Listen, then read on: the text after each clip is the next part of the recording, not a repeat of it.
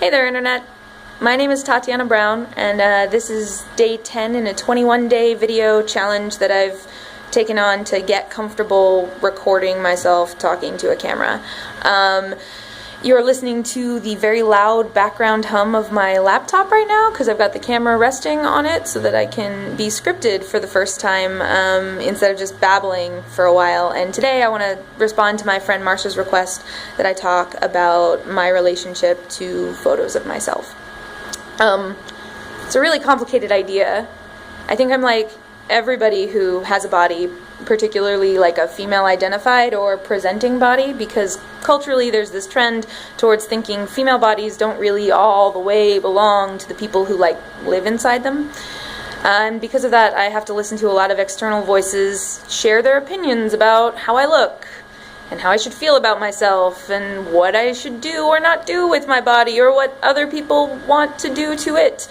I've been told overwhelmingly positive things about my body, things that make me happy that it's my home, and I've also been told scary things that have made me feel sad and small and totally out of control. There's violence to being visible in a body, and I think that's part of all of our lives. Some of it's well-intended, probably a lot more of it is self-inflicted than I would like to admit, and so in order to be sane, I try and spend as much time inside my body as I can, enjoying what it feels like to be alive instead of worrying how other people will think I look or how I'll think about how I look later.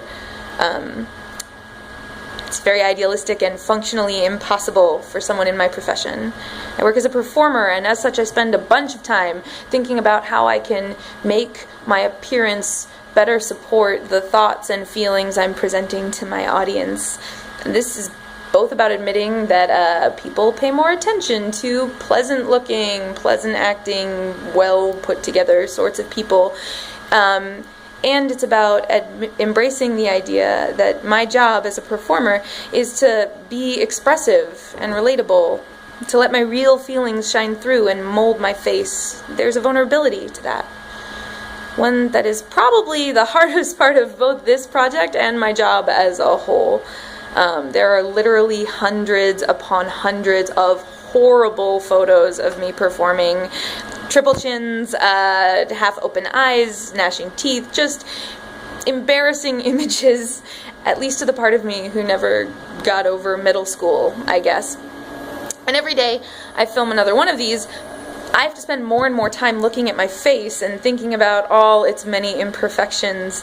Most of you probably don't know this, but YouTube gives you 3 options of like frozen images of your video to choose to set the thumbnail for every day, and that means that I have to pick from 3 awful pictures of myself every day for how people will see these videos showing up. Most of the time, doing that makes me want to be invisible, because my God, there are a lot of things about my appearance that I don't like. I think I kind of look like I'm made of uncooked dough of some kind. My eyes bug out constantly.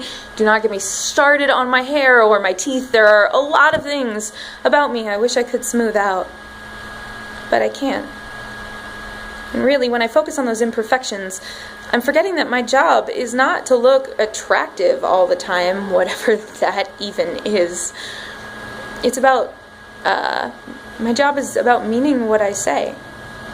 It's letting myself feel it, and letting that sincerity be an invitation to anyone who's listening to respond in kind and embrace their own existence, because this is the most important part.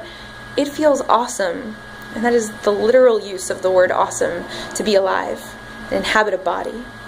Even when the feelings I'm having are painful or terrible, there's an ecstasy to them. And there's something liberating to remembering that my feelings will not kill me.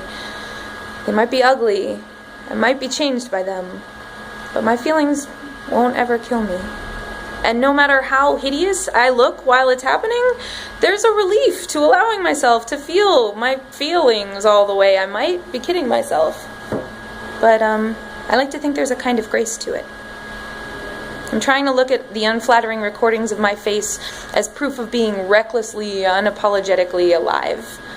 wholly devoted to experiencing everything I can while I'm still this person with all of these feelings, no matter how unattractive or messy it might seem.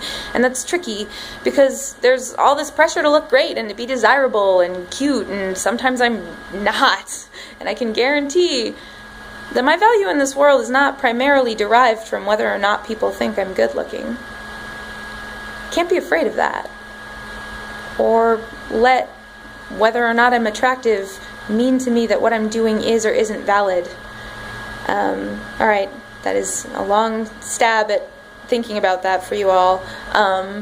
If any of you want to see me talk about another subject, tackle another idea, leave a comment or send me a message. I'll probably make another one of these videos tomorrow. Thanks for listening. Bye.